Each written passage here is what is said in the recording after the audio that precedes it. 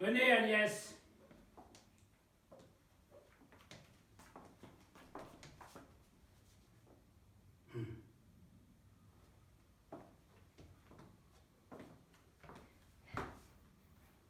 La promenade est belle. Fort belle.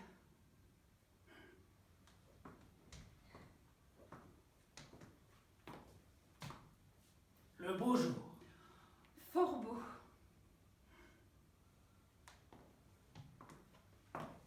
Quelle nouvelle? Le petit chat est mort. Oh, c'est dommage. Mais quoi, nous sommes tous mortels et chacun est pour soi. Lorsque j'étais au champ, n'a-t-il point fait de pluie? Non, Vous ennuyait-il? jamais je ne m'ennuie. Qu'avez-vous fait encore ces 9 ou 10 jours-ci? 6 chemises, je pense, et 6 coiffeuses aussi. Le monde, chère Agnès, est une étrange chose. Voyez, la médisance est comme chacun cause. Quelques voisins m'ont dit qu'un jeune homme, inconnu, était en mon absence à la maison venue, que vous aviez souffert sa vue et ses harangues. Mais je n'ai point pris foi sur ces méchantes langues, et j'ai voulu gager que c'était faux. Mon Dieu, ne gagez pas, vous perdriez vraiment. Quoi, c'est la vérité qu'un homme... Chose sûre, il n'a presque bougé de chez nous, je vous jure. Cet aveu qu'elle me fait avec sincérité me marque pour le moins son ingénuité. Mais il me semble, Agnès, si ma mémoire est bonne, que j'avais défendu que vous vissiez personne. Oui, mais quand je l'ai vu, vous ignorez pourquoi, et vous en auriez fait sans doute autant que moi. Peut-être. Mais enfin, contez-moi cette histoire. Elle est fort étonnante et difficile à croire. J'étais sur le balcon à travailler au frais lorsque je vis passer sous les arbres d'auprès un jeune homme bien fait qui, rencontrant ma vue, d'une humble révérence, aussitôt me salue. Moi, pour ne point manquer à la civilité, je fis la révérence aussi de mon côté.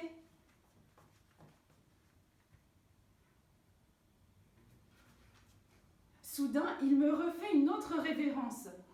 Moi, j'en refais de même une autre en diligence. Et lui, d'une troisième aussitôt repartant, d'une troisième aussi, j'y repars à l'instant. Il passe, vient, repasse, et toujours de plus belle, me fait à chaque fois révérence nouvelle. Et moi, qui tous ces tours fixement regardais, nouvelle révérence aussi je lui rendais. Tant que, si sur ce point la nuit ne fût venue, toujours comme cela je me serais tenue, ne voulant point céder et recevoir l'ennui, qu'il me pût estimer moins civil que lui. Fort bien. Le lendemain, étant sur notre porte, une vieille m'aborde en parlant de la sorte. Mon enfant, le bon Dieu puisse-t-il vous bénir et dans tous vos attraits longtemps vous maintenir. Il ne vous a pas fait une belle personne afin de mal user des choses qu'il vous donne. Et vous devez savoir que vous avez blessé un cœur qui de s'en plaindre est aujourd'hui forcé. Oh, suppôt de Satan, exécrable damné. Moi, j'ai blessé quelqu'un?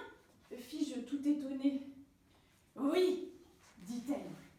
Blessé, mais blessé tout de bon. Et c'est l'homme qui hier vous vîtes du balcon. Mon Dieu, qui pourrait, dis-je, en avoir été cause? Sur lui, sans y penser, fis-je choir quelque chose? Non, dit-elle. Vos yeux ont fait ce coup fatal, et c'est de leur regard qu'est venu tout son mal. En un mot, il languit le pauvre misérable. Et s'il faut, poursuivit la vieille charitable, que votre cruauté lui refuse un secours, c'est un homme à porter en terre dans 2 jours. Mon Dieu, j'en aurais, dis-je, une douleur bien bien grande. Mais pour le secourir, qu'est-ce qu'il me demande? Mon enfant, me dit-elle, il ne veut obtenir que le bien de vous voir et vous entretenir. Hélas, volontiers, dis-je.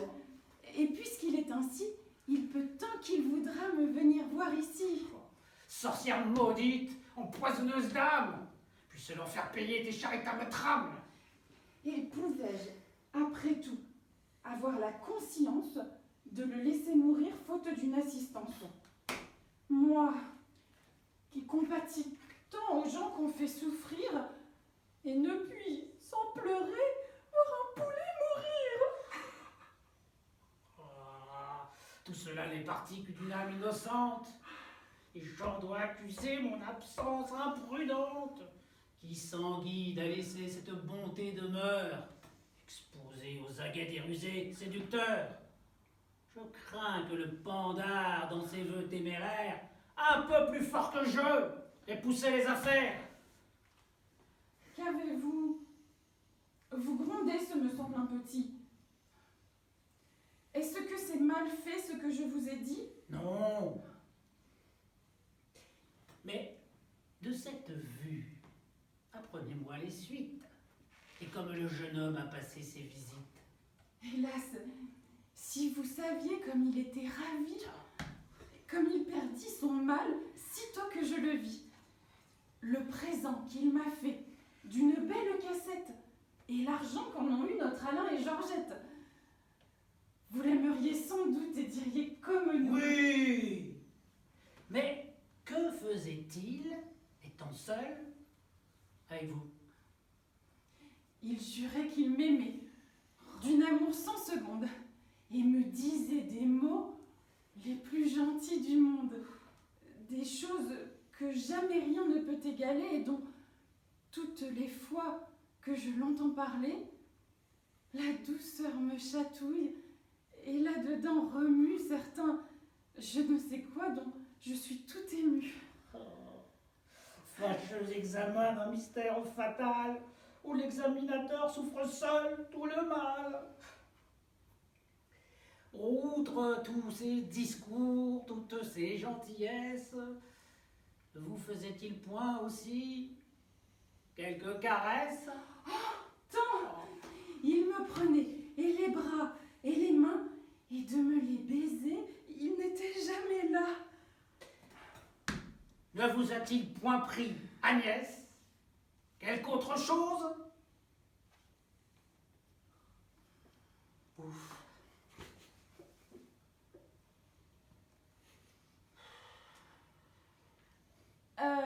Il m'a Quoi? pris Hein? le... Plaît-il? Je n'osais, vous vous fâcheriez peut-être contre moi. Non. Si, Mon Dieu, non. jurez donc votre foi. Oh, ma foi, soit. Il m'a pris...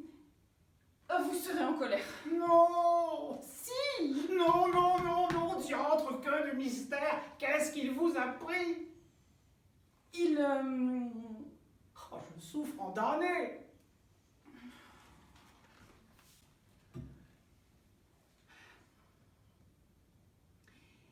Il m'a pris le ruban que vous m'aviez donné. À vous dire le vrai, je n'ai pu m'en défendre.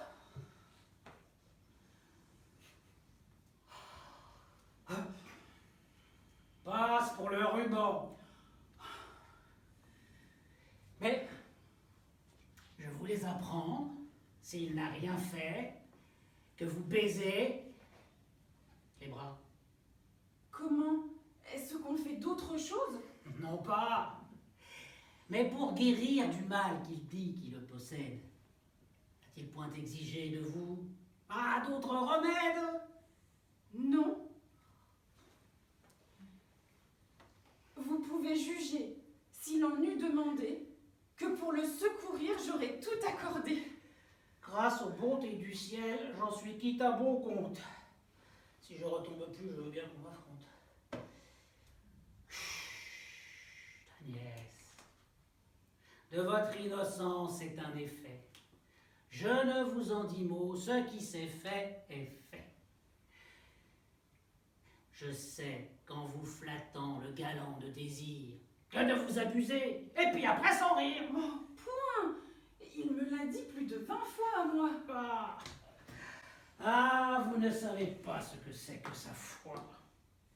Mais enfin, apprenez qu'accepter des cassettes et de ces beaux blondins, et écouter les sornettes, de se laisser par eux à force de langueur, baiser ainsi les mains et chatouiller le cœur, est un péché mortel, des plus gros qu'il se fasse. Un péché, dites-vous? Et la raison de grâce? La raison. La raison est l'arrêt prononcé que par ses actions, le ciel est courroucé. Courroucé? Mais pourquoi faut-il qu'il s'en courrouce? C'est une chose, hélas, si plaisante et si douce. J'admire quelle joie en goûte à tout cela, et je ne savais point encore ces choses-là. Oui, c'est un grand plaisir que toutes ces tendresses, ces propos si gentils et ces douces caresses. Mais il faut le goûter avec honnêteté, et qu'en se mariant, le crime en soit ôté. N'est-ce plus un péché lorsque l'on se marie? Non. Mariez-moi donc promptement, je vous prie. Si vous le souhaitez, je le souhaite aussi. Et pour vous marier, on me revoit ici. Est-il possible Oui. que vous me ferez aise? Oui, je ne doute point que l'hymen ne vous plaise. Vous nous voulez, nous deux? Rien de plus assuré. Que si cela se fait, je vous caresserai. Hey. La chose sera de ma part réciproque. Je ne reconnais pas pour moi quand on se moque. Parlez-vous tout de bon. Oui, vous le pourrez voir. Nous serons mariés. Oui. Mais quand? Dès ce soir. Dès ce soir? Dès ce soir, cela vous fait donc rire. Oh oui. Vous voir bien contente est ce que je désire. Hélas, que je vous ai grande obligation. Et qu'avec lui, j'aurai de satisfaction. Avec qui? Avec... là! Là? Mais là n'est pas mon compte. À choisir un mari, vous êtes un peu prompte. C'est un autre, en un mot, que je vous tiens tout près.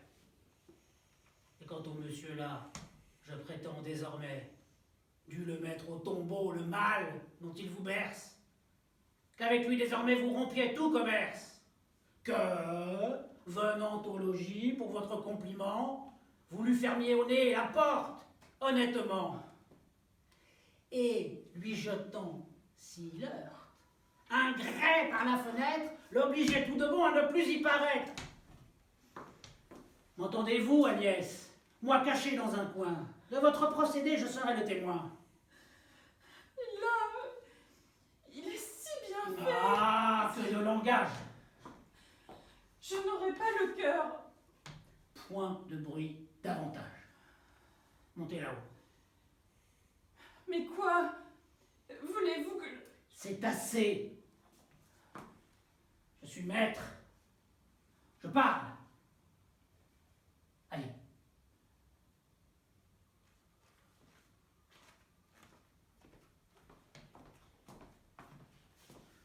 Obéissez.